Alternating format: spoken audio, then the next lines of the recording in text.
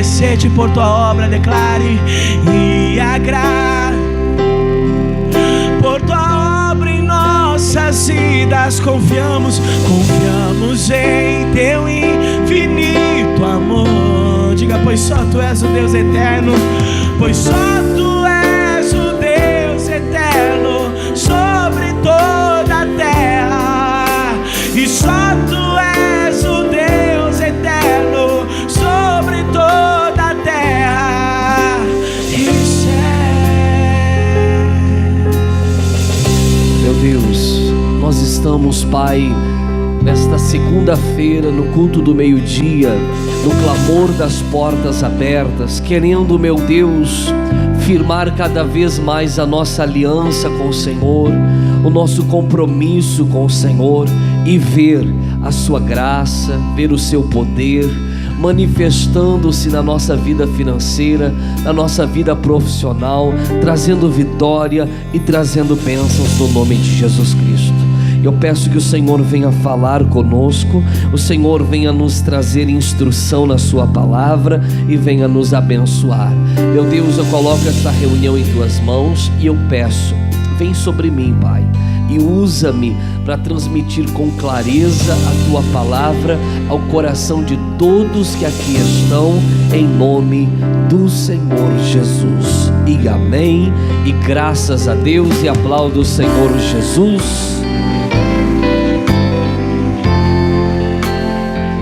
Glória a Deus. Paz, irmãos, sejam bem-vindos, amém. Para quem já almoçou, boa tarde. Para quem não almoçou, bom dia. Podem sentar, Deus abençoe a todos. Tudo bem? E que chuvarada é essa, gente? Nossa, está chovendo muito, né? Amém, mas você foi valente, veio à casa de Deus. E hoje nós vamos meditar aqui na palavra. Eu peço que você abra a sua Bíblia no Salmo número 3. Salmo número 3, nós vamos meditar e deixar Deus falar ao nosso coração. Salmo número 3, em nome de Jesus.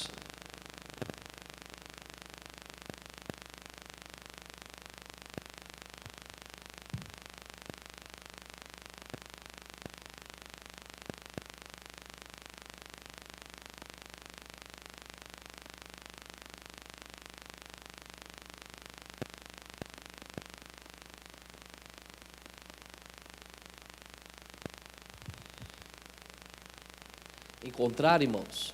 Vamos ler todo ele e depois nós vamos deixar Deus falar ao nosso coração. Senhor, como se tem multiplicado os meus adversários. São muitos os que se levantam contra mim. Muitos dizem da minha alma, ou sobre mim, ou a meu respeito, como diz as outras traduções: não há salvação para ele em Deus. Mas tu, Senhor, és um escudo para mim, a minha glória e o que exalta a minha cabeça. Com a minha voz clamei ao Senhor, e Ele ouviu-me desde o seu santo monte. E eu me deitei e dormi, acordei, porque o Senhor me sustentou. Não terei medo de 10 milhares de pessoas que se puserem contra mim ao meu redor. Levanta-te, Senhor, salva-me, Deus meu, pois feriste a todos os meus inimigos nos queixos. Quebraste os dentes aos ímpios. A salvação vem do Senhor. Sobre o teu povo seja o quê? A sua bênção. Este salmo é um salmo de Davi, e Davi lhe fala algo muito interessante aqui no versículo 1 e 2, irmãos, que não é diferente para nós. Os inimigos de Davi eram físicos, os inimigos de Davi eram os povos ao redor que se levantavam em batalha contra ele. Os nossos inimigos são espirituais. A palavra de Deus, ela nos informa em Efésios capítulo 6, que a nossa luta não é contra a carne e o sangue. Às vezes parece que é ou não é verdade?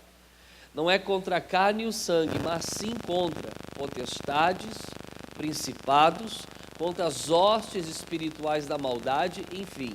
Irmãos, então a nossa luta não é contra as pessoas, como era o caso de Davi. Mas o diabo usa pessoas que se levantam contra a nossa vida. Mas o foco da nossa batalha não deve ser contra essas pessoas, mas por aquilo que está por detrás do que? Delas. Aquilo que as está usando, o que está instigando elas a agirem de uma maneira ruim contra nós. Amém? Mas enfim, aqui Davi lhe diz no versículo 1 assim: Senhor, como se tem multiplicado os meus adversários, são muitos os que se levantam contra mim. O Davi começou a perceber que cada vez os inimigos aumentavam. Aprenda uma coisa, irmãos: quando você decide servir a Deus, você decide se aproximar de Deus, você vai começar a ter vitória sobre os teus inimigos, ou seja, os teus problemas. Amém?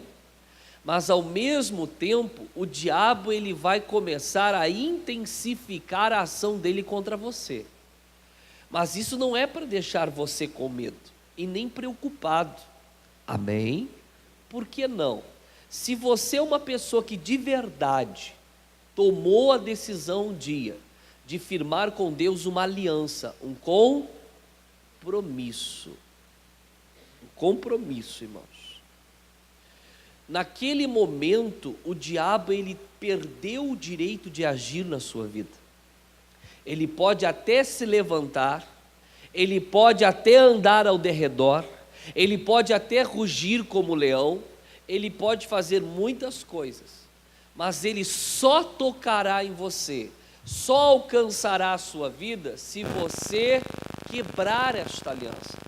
Estão entendendo? Amém? Então os inimigos, quando nós servimos a Deus, eles vão o quê?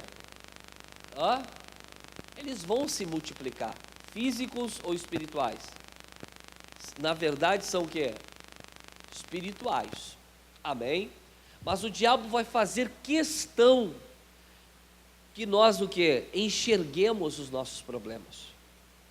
E como ainda o nosso ser não é totalmente transformado pelo poder de Deus, porque nós somos um ser em 3 dimensões: espírito, alma e o que mais? E corpo.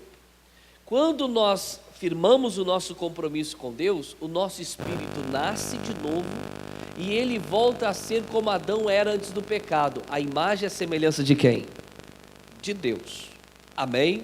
Mas a nossa alma não.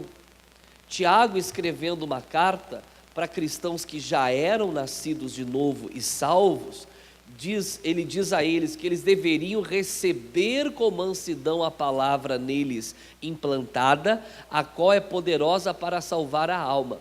A nossa alma ela está sendo salva à medida que nós vamos ouvindo o que? A palavra. Nós vamos pegando o velho conhecimento, a velha cultura, vamos jogando o que? Fora, e vamos assimilando na nossa vida a visão do reino de Deus, que a palavra de Deus nos apresenta. Amém? E passamos a pensar conforme a palavra.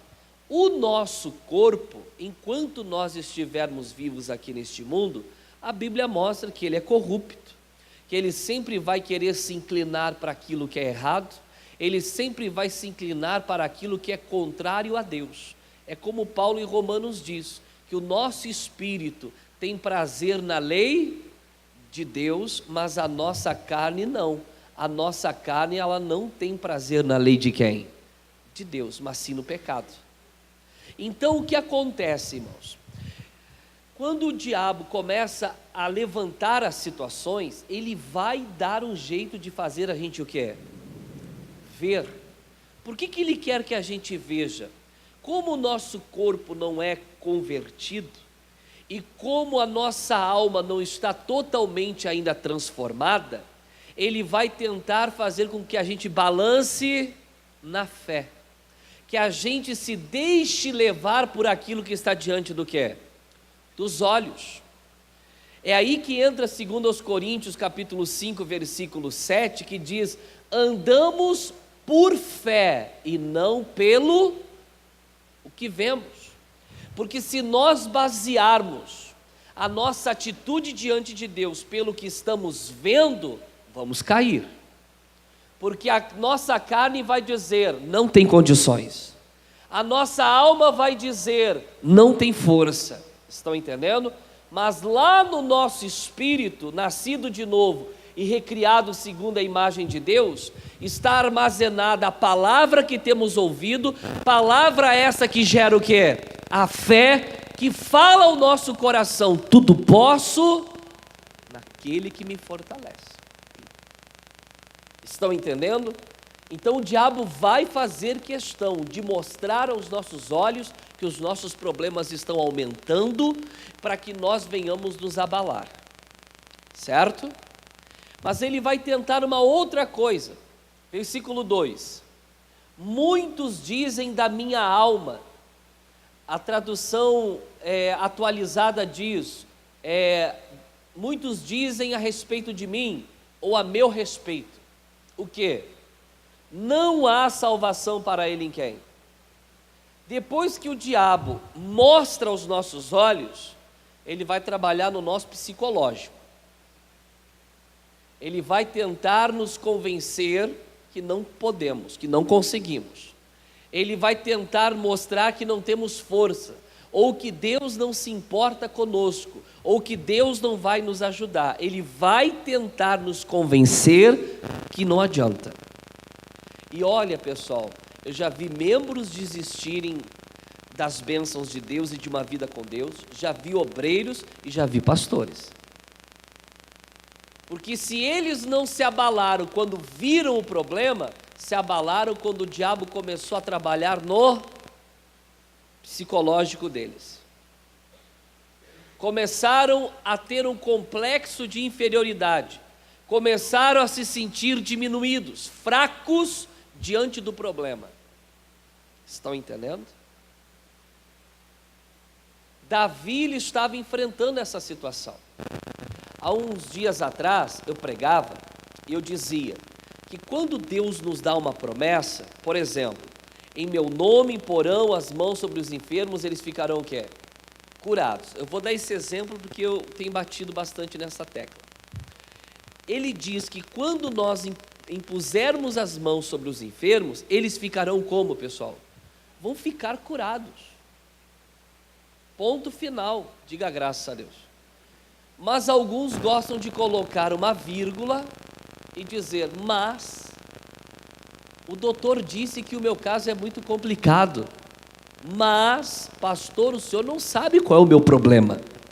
Mas eu tenho que tomar remédio pelo resto da vida, pastor. Mas, ou seja, diante do que Deus fala, alguns gostam de colocar o que é? Uma vírgula e um mas. Davi fez o contrário. Naquilo que o diabo estava colocando diante dos olhos dele e tentando trabalhar aonde? No psicológico dele, dizendo que os inimigos haviam se aumentado muito e que não haveria para ele o que é? Salvação em Deus. O que o Davi fez? Colocou uma vírgula e colocou o que é? Um mas.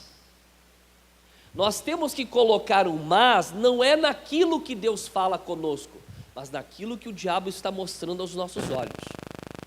Nós temos que colocar um mas nas declarações que ele lança contra qualquer área da nossa vida. Os inimigos de Davi aumentaram muito. Muitos eram aqueles usados pelo diabo para minar o psicológico dele. Mas no versículo 13 ele diz, mas tu, Senhor, és um escudo para mim, a minha glória e o que exalta a minha cabeça. O que Davi estava dizendo? Os inimigos têm aumentado, muitos têm dito a meu respeito, a minha alma sobre mim, não há salvação, mas, Senhor, tu és um escudo para mim, o Senhor é a minha proteção, eu estou o quê? Protegido. O Senhor é a minha glória, o Senhor é aquele que vai exaltar a minha cabeça, que diante dos meus adversários vai me fazer vencer e conquistar. É isso que nós temos que fazer diante das declarações e diante daquilo que o diabo mostra aos nossos olhos. É colocar para o diabo e para aqueles que estão tentando dizer que não podemos, quem é o Deus que nós servimos. Paulo, ele diz: eu sei em quem eu tenho crido. Você sabe quem é Deus para você? Às vezes tem alguns que parece que acham que Deus de vez em quando sente algumas fraquezas, porque dão mais crédito ao problema que está diante dos olhos e para as palavras negativas que os outros dizem a respeito dela, do que toda a promessa que Deus tem dito a ela em cada ensinamento da palavra. Mas Davi não, ele diz no 3: mas tu, Senhor, és um escudo para mim, a minha glória e o que exalta a minha cabeça. E aí Davi, ele vai nos dar um grande exemplo, um exemplo importante. Qual é, pastor?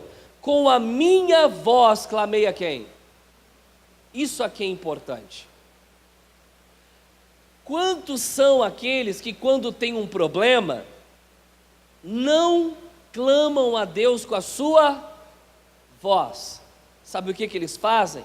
Correm logo para um obreiro, para um pastor, pedindo: ora por mim. Amém? Ore a Deus no meu lugar, em vez de mim. Mas Davi disse: com a minha voz clamei ao Senhor. Não há nada de errado em você pedir oração, pastor. Não há nada de errado você pedir oração a um obreiro. A palavra diz que o que duas pessoas concordarem na terra, acerca de qualquer coisa que pedirem, será concedido pelo Pai que está. Agora olhe, o que duas pessoas concordarem na terra, acerca de qualquer coisa que pedirem, plural. A pessoa tem que se colocar diante de Deus também, e não apenas depender da oração de outra pessoa por ela a Deus.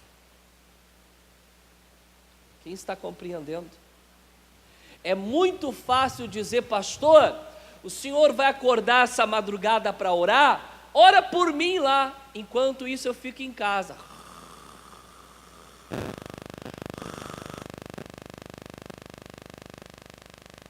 Era mais fácil a pessoa dizer: pastor, eu peço que o senhor ore por mim, porque eu estou acordando todo dia de madrugada e estou orando por mim, e pelo senhor também, viu, pastor?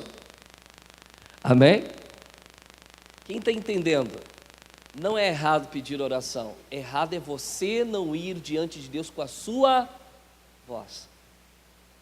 Você tem que ir a Deus, você tem que manifestar a fé, você tem que expor o que você crê. Ele diz aqui no versículo 4: com a minha voz clamei ao Senhor, e qual é o resultado? E Ele ouviu-me desde o seu santo monte. Deus vai ouvir o seu clamor, a sua voz. Ele vai, irmãos. Versículo 5, demonstração de quem confia a Deus. Clamou, orou, e eu o que? Me deitei e o que? Com bastante diazepam? Outros faixas pretas para dormir? Não. Por que depois de com a minha voz clamar a Deus, eu me deitei e dormi? Porque eu o que? Confio. Eu estou confiando no Deus que eu sirvo. Os inimigos são muitos, têm se multiplicado, muitos têm dito que não há esperança para mim, mas eu o que? Eu clamei a Deus, Deus ouviu a minha oração. Eu posso o que? Eu posso descansar, eu posso dormir. Eu não preciso virar a madrugada inteira pensando no problema e pensando: será que Deus me ouviu? Será que Deus vai me responder? O simples ato de ficar tranquilo e dormir demonstra o que é? fé. Eu tenho certeza de que Deus vai me dar a vitória. E é nesse momento que Deus opera, irmãos. Porque diz o restante: eu me deitei e dormi, acordei porque o Senhor o que é? Me sustentou. Em Isaías 64:4 diz assim, ó: desde a antiguidade não se ouviu, nem com os ouvidos desde a antiguidade não se viu, nem com os ouvidos se ouviu um Deus que trabalha para aqueles que nele esperam, confiam. Quando é que Deus trabalha por nós? Quando ficamos arrancando os cabelos. É até engraçado eu falar isso, né, gente? Amém? Mas tudo bem, tem que usar a expressão. Deus trabalha para quem fica desesperado, para quem usa a fé do desespero, para quem chega: Deus, eu preciso de uma solução, eu prometo, se o Senhor me der a vitória, eu vou fazer um voto de tantos mil reais. Isso é a fé do quê? Do desespero. Deus não vai atender isso, é voto de tolo. Nós temos que crer no que, pessoal? Palavra. Amém? Deus trabalha para aqueles que nele confiam, esperam. E esse esperar, irmãos, não estou usando a expressão para esperar um longo tempo, não. Esperar significa esperar em quem? Deus. Não, eu sei, está na mão dele, a questão já está o quê? Está resolvida. Amém?